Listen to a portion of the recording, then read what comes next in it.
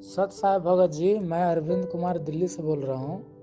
मेरा सवाल यह है कि आजकल के दुनिया में डिजिटल क्रांति आ चुका है, जिससे सारे काम इंटरनेट के जरिए हो रहा है। ऐसे में सभी के लिए सीखने अथवा पढ़ाई के लिए YouTube video, audio, motivational classes ये सभी रोज़मर्रा की ज़िंदगी में अति आवश्यक है।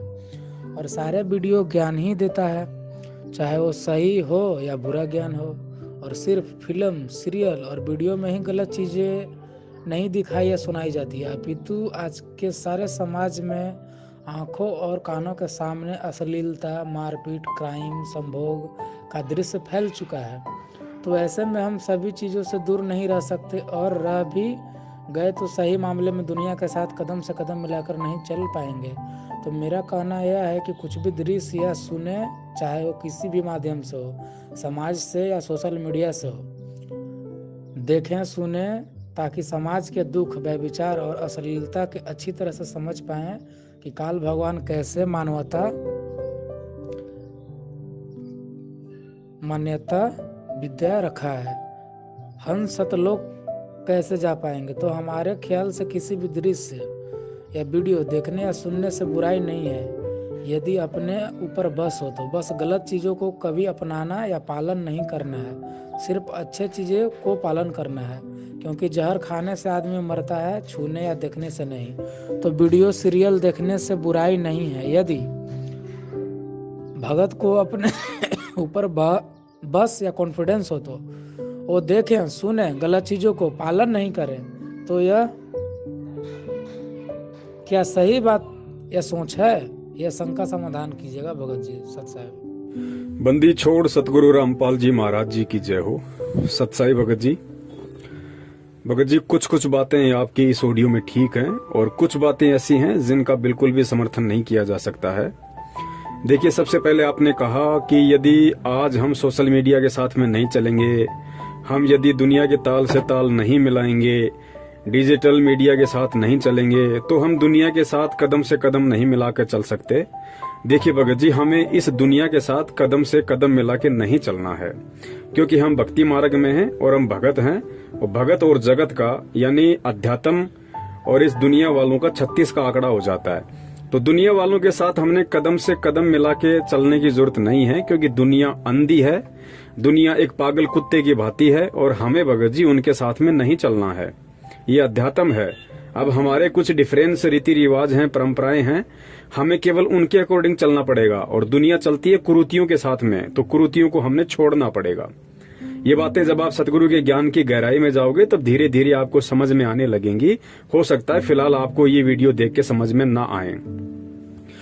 उसके बाद आप जी कह रहे हैं कि भाई जब तक हम ये जो भी चीजें हैं, फिल्में हैं, सीरियल हैं, टीवी है, जब तक हम ये नहीं देखेंगे तो हमें मालूम कैसे पड़ेगा कि दुनिया में जो अश्लीलता फैल रही है, जो चोरी डकैती, उल्टे कर्म हो रहे हैं। तो जब तक हम इनको देखेंगे नहीं तो हमें मालूम कैसे पड़ेगा कि ये क्या सही है, क्या गलत है। देखिए भगत जी, हर चीज को जानने पहचानने के लिए उस चीज के अंदर घुसना जरूरी नहीं होता है। अब कोई व्यक्ति आपको समझाए, या गुरुदेव जैसे सन 1994 से समझा रहे हैं कि भाई शराब नहीं पीनी चाहिए, शराब बहुत गंदी चीज है, शराब पीने से लीवर, फेफड़े खराब हो जाते हैं, बुढ़ापे में बहुत सारे रोग शुरू हो जाते हैं, और शराब हमारे पूरे शरीर को इफेक्ट करती है और भक्ति मार्ग में सबसे बड़ी बाधा है। अब कोई भगत कहे नहीं जी, जब तक शराब पियेंगे नहीं तो मालूम कैसे पड़ेगा कि शराब लीवर खराब करती है। तो ये तो फिर मूर्खता हो गई, ये कोई समझदारी वाली बात नहीं है। क्योंकि कहते हैं समझदार व्यक्ति वो नहीं है जो ठोकर खा के समझे, समझदार व्यक्ति वो होता है जो दूसरों की ठोकर से समझ जाए कि अगर इस रास्ते जाऊंगा तो मैं भी आज नहीं तो कल अपना अंगूठा फुड़वा ही लूंगा। और गुरुदेव ने कभी भी टीवी वगैरह देखने के लिए मना नहीं किया है। सतनाम लेने के बाद में जो 34 नियम दिए जाते हैं उनमें परमात्मा ने मना कर रखा है कि भाई हमने ये फिल्में, सीरियल वगैरह ये नहीं देखना है, क्रिकेट मैच वगैरह नहीं देखने हैं। परमात्मा ने टीवी देखने से मना नहीं किया भगत जी, क्योंकि खुद परमात्मा का सत्संग टीवी में आता है। तो परमात्मा टीवी देखने से कैसे मना कर देंगे। और टीवी कोई बड़ी चीज थोड़ी है, मोबाइल भी तो एक टीवी है, मोबाइल तो टीवी से भी एडवांस है। तो टीवी से खतरनाक चीज तो मोबाइल है। जब परमात्मा मोबाइल देखने के लिए मना नहीं कर रहे तो टीवी के लिए कैसे मना कर देंगे। लेकिन भगत जी, इन चीजों को हमने समझना पड़ेगा। चाहे टीवी हो, चाहे मोबाइल हो, हमने इनमें केवल उन्हीं चीजों को देखना है जो चीजें हमें कोई शिक्षा दें, और वो भी कौन सी? भक्ति मार्ग की। और भक्ति मार्ग की शिक्षा, चाहे टीवी हो चाहे मोबाइल हो, अगर इनमें कोई ऐसा वीडियो ऑडियो है जो हमें शिक्षा दे सकता है तो वो केवल सतगुरुदेव जी का सत्संग है। सतगुरुदेव जी के अनमोल प्रवचनों के अलावा ना कोई ऐसा टीवी सीरियल है, ना महाभारत है, ना रामायण है, ना अन्य कोई किसी प्रकार का धारावाहिक है, ना कोई फिल्म ऐसी है जो हमें शिक्षा दे सके। क्योंकि परमेश्वर ने हमें इस पूरी दुनिया का सार निकाल के सत्संगों में सुना दिया, दे दिया। तो टीवी में देखो चाहे मोबाइल में देखो, अगर कुछ समझना है वास्तव में, हमें देश दुनिया को समझना है, अपने आप को समझना है, अपने परिवार रिश्तेदारों को समझना है, भगवान या भक्ति को समझना है, तो उसके लिए हमने परमात्मा के सत्संगों को समझना पड़ेगा। और सत्संगों को चाहे आप टीवी में देखो, आप चाहे मोबाइल में देखो, कोई हर्ज नहीं है। और परमात्मा ये मना इसलिए करते हैं क्योंकि चाहे कोई फिल्म हो चाहे कोई सीरियल हो, भगत जी आज 99% इनके अंदर अश्लीलता, फूहड़ता, गंदापन यही भरा पड़ा है। और 1-2% यदि कोई ऐसी फिल्में या धारावाहिक हैं जिनमें अश्लीलता और फूहड़ता नहीं है, तो भी उनको देखने से कोई फायदा नहीं है, क्योंकि उनमें वही घिसी पिटी कहानियां, वही काल्पनिक बातें, जोड़ तोड़ करके बनाई गई बातें, तो उन चीजों का कोई महत्व नहीं है। वो चाहे कितना अच्छा सीरियल हो, चाहे वो भारतीय संस्कृति के ऊपर हो, चाहे उसमें बेटा अपने बाप के पैर छूता हो या औरत पूरे कपड़ों में रहती हो, मतलब उस टीवी सीरियल में चाहे कितने ही अच्छे अच्छे संस्कार दिए जा रहे हों, वो भी हमने नहीं देखना है। क्यों नहीं देखना है? क्योंकि वो केवल दिखाने तक सीमित हैं। लेकिन जो रोल उस टीवी सीरियल में जो माँ कर रही है, जो बाप कर रहा है, जो बेटा कर रहा है, यानी जितने भी पात्र उस अच्छे सीरियल में रोल कर रहे हैं, वो भगत जी अपनी रियल लाइफ में वैसे नहीं है जैसा वो दुनिया को मूर्ख बनाने के लिए उसमें एक आदर्श व्यक्ति की भूमिका में रोल करते हैं। तो फिर गुरुदेव की वाणी है कि करनी तज कथनी कथ है, अज्ञानी दिन रात और कुत्ते ज्यों भौंकत फिरे, सुनी सुनाई बात।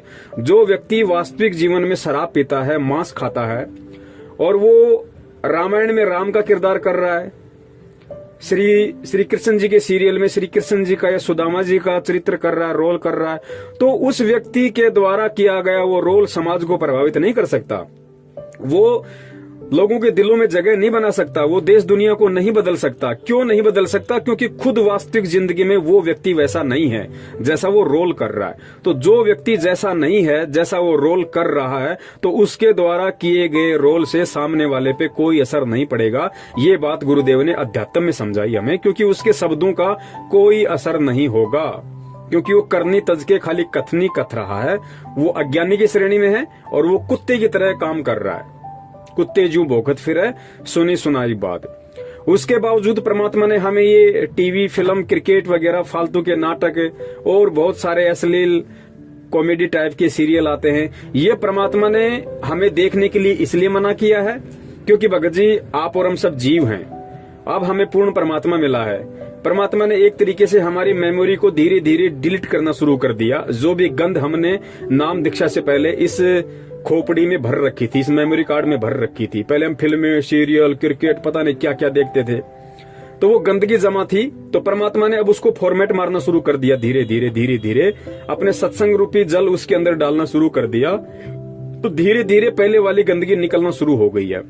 अब अगर हम ये सोच के कि रामायण बहुत अच्छा सीरियल है, महाभारत बहुत अच्छा सीरियल है, तो भगत जी ना तो रामायण अच्छा है ना महाभारत अच्छा है, क्योंकि परमात्मा ने बता दिया कि महाभारत में जो 5 पांडव थे, जो 100 कौरव थे, उनसे बड़े कुचरित्र इंसान दुनिया में और कोई नहीं हो सकते। उन लोगों से शिक्षा नहीं मिल सकती, क्योंकि युधिष्ठिर को महाभारत में बहुत अच्छा कैरेक्टर माना जाता है। और फिर गुरुदेव ने उनकी असलियत बताई कि जिस व्यक्ति को तुम अपना आदर्श मान रहे हो, आदर्श उसी को माना जाता है कि उसके जैसे हम भी बनने का प्रयास करें, हम भी उसके जैसे बने। हीरो कौन होता है? हीरो होता है जो एक समाज का आदर्श हो, एक आईना हो, ताकि लोग उसकी शिक्षाओं पे चलें, लोग उसके जैसा बनना चाहें, वो हीरो होता है। तो आज दुनिया में संत रामपाल जी महाराज जी के अलावा ना तो कोई एक सच्चा आदर्श है और ना ही कोई एक सच्चा हीरो है। तो युधिष्ठिर को लोग अपना हीरो मानते हैं महाभारत का।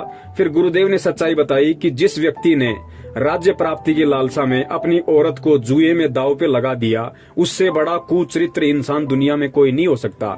अब देख लो भाई, युधिष्ठिर जैसा किसको बनना है? अगर युधिष्ठिर जैसा बनना है तो फिर कभी न कभी अपनी औरत को या माँ बहन बेटियों को दांव पे लगाना पड़ेगा भाई। फिर परमात्मा ने रामायण का बताया कि लोग रामायण इसलिए देखते हैं ताकि हमारे बच्चों में संस्कार आए, हमारे बच्चे राम जैसे बने, मर्यादा पुरुषोत्तम बने। तो गुरुदेव ने बताया कि भाई राम का जीवन देख लो, राम कौन सा मर्यादा पुरुषोत्तम था।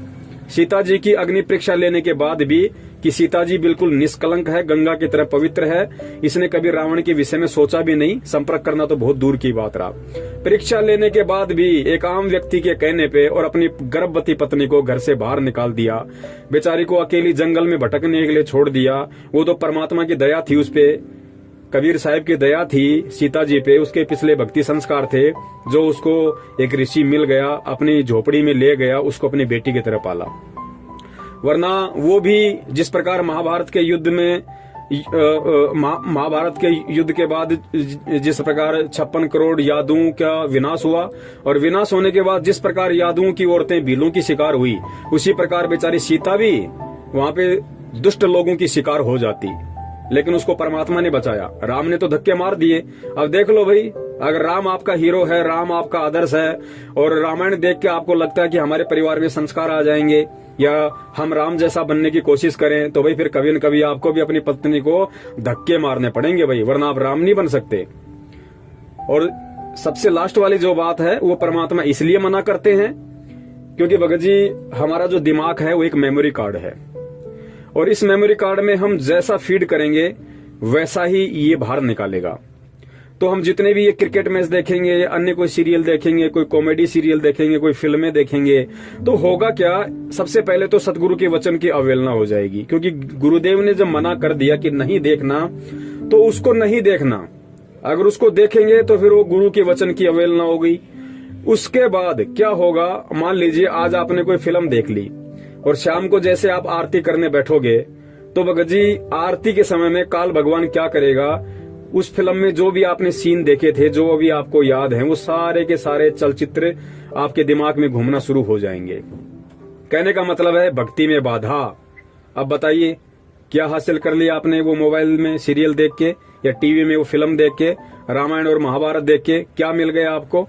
मार काट, छेड़छाड़, लूट पाट, गाली गलोच, हथियार, क्या मिला बड़े भैया? तो भगत जी ये भक्ति मार्ग है, और भक्ति मार्ग को समझने के लिए हमें सतगुरु के सत्संगों को ही सुनना पड़ेगा और सतगुरु के वचनों को ही आधार बनाना पड़ेगा। तो हमने हर पहलू पे भगत जी विचार करना पड़ेगा। अब हम भगत हैं और भक्ति मार्ग में हैं, तो हमने सतगुरु के प्रत्येक सत्संग रूपी आदेश की और उनकी जो मर्यादाएं हैं, नियम है, हमने उनका कड़ाई से पालन करना पड़ेगा। तभी हम उनके दिल में जगह बना पाएंगे, तभी हम एक सच्चे भगत की भूमिका में आ पाएंगे, और तभी हम उस परमात्मा की प्राप्ति की ओर 2-4 कदम बढ़ा पाएंगे, अन्यथा नहीं बढ़ा सकते। सत साहेब, जय हो बंदी छोड़ की।